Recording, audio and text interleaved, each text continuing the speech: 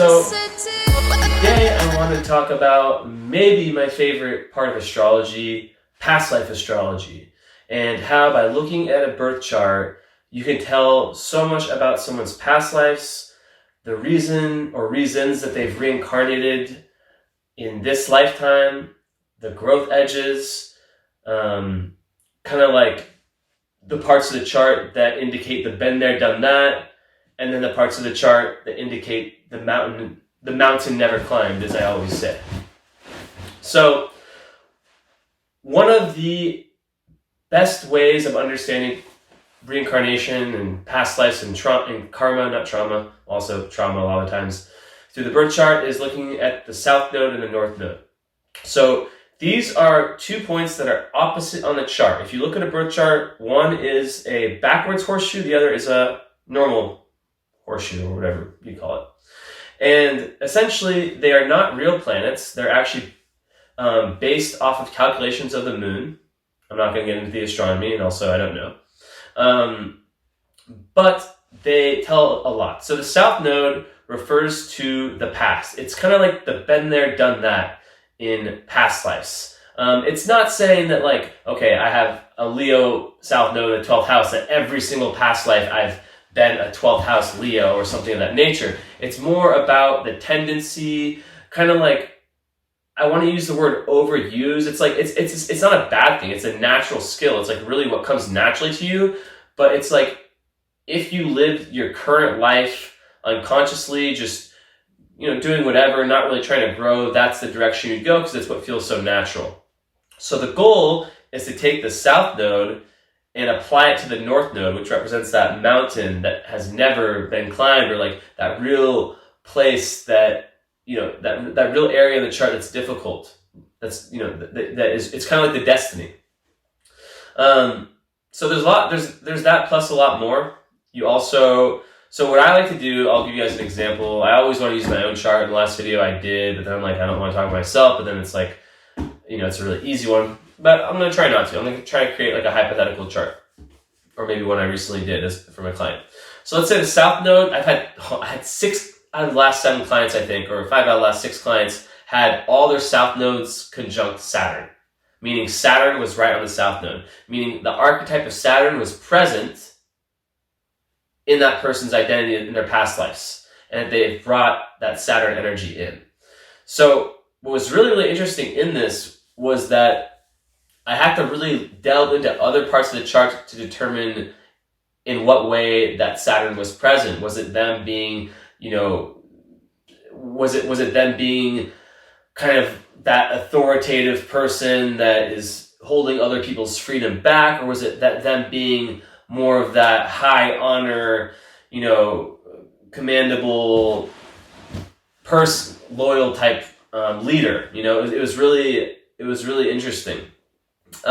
So you want to look at the sign of the south node, what planets it's conjuncting, plus the sign it's in, and then the ruler of that sign. So as you know, every sign in astrology, every zodiac sign has a planet that it's ruler. So in this case, they're all Aries. So Aries is ruled by Mars. So then I would look at the chart and see where Mars is in, right? And in one of them, I saw it on the midheaven in Leo. And it gave me the idea, just based off of that this person was a big-time leader. And I think I had 2 of them that it went to a Leo Mars in the midheaven or something. But anyways, and then in a different one, or not a different one, in that same chart, then there was a bunch of Saturn. It was in the 5th house. No, wait, that's different. That's a different. Sorry, I'm getting confused now. That was a different one because Saturn would have been in the 4th house, is opposite the midheaven. Yeah, so it's in the 4th house.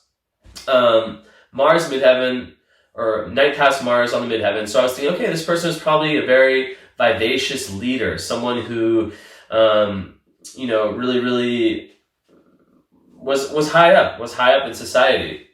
And when I looked at the north node, so the north node is the opposite point of the chart, right? So the south node is been there, done that, and you want to take what you've learned from the south node, the natural skills, to the north node to climb that mountain, right? The north node, if you have an Aries south node, is Libra.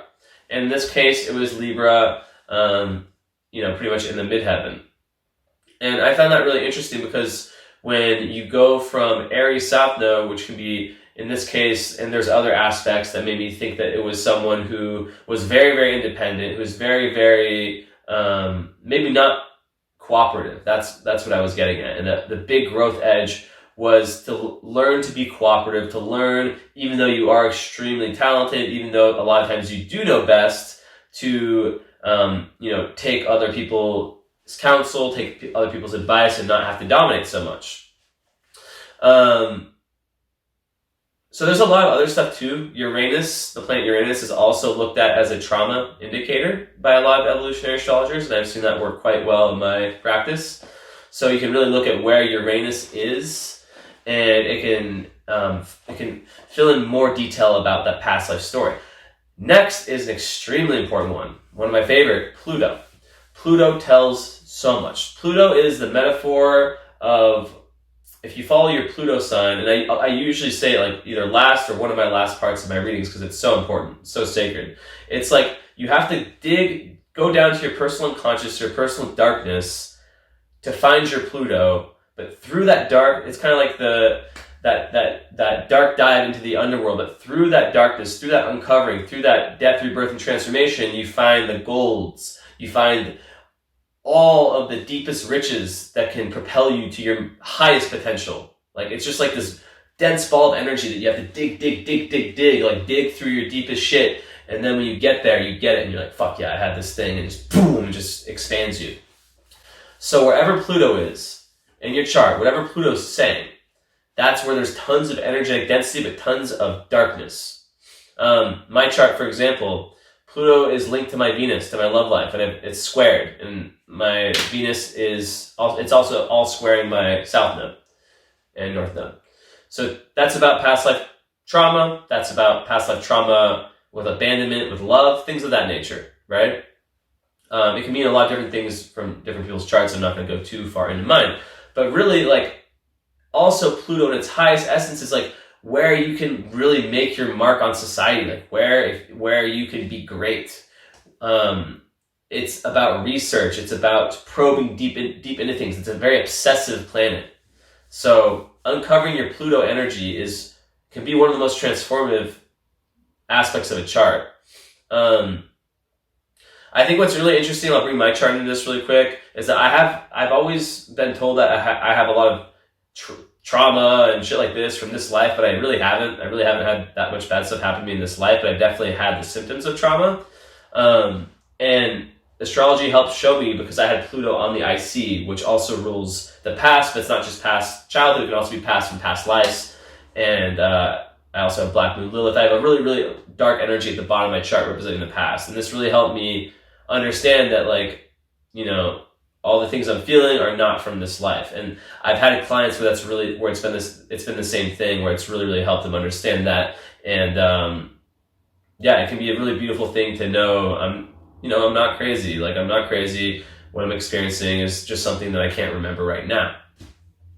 So aside from that, like, the whole chart it's really interesting to see how the rest of the chart is playing into, like, the past life theme, and how you can use what you've been equipped with from your sun, your moon, your rising Venus, all the aspects it's making, how easy of a task it is for you to, get to where you need to get. Like, in the case, I've seen one chart that had their North Node in the same house as Jupiter and Venus. So the two benefic planets, I always tell people, if you want to know what areas of life are most likely pretty positive for you or pretty easy flowing, look at where Jupiter and Venus are. And that was a big help for that person. And when we spoke, they definitely agreed with my analysis of that. So I think it's really captivating. It's one of my favorite parts of doing charts. It's kind of how it's my background as an evolutionary astrologer is what it's called. It's when you actually take reincarnation into the picture and you look at everything as a whole, as opposed to just like, this is your sun, this is your moon, this is blah, blah, blah, blah, blah. And it's really beautiful. It's really beautiful to puzzle it all together into kind of assemble somewhat of a past life story. And then, just bringing light to the darkness, light to the unconscious, to what was formerly unconscious, is really transformative, and I think it's one of the most amazing parts of astrology. So anyways, that's about it. Let me know what you guys think in the comments. Hit me up if you're interested in readings, or go to my website, and that's about it for today.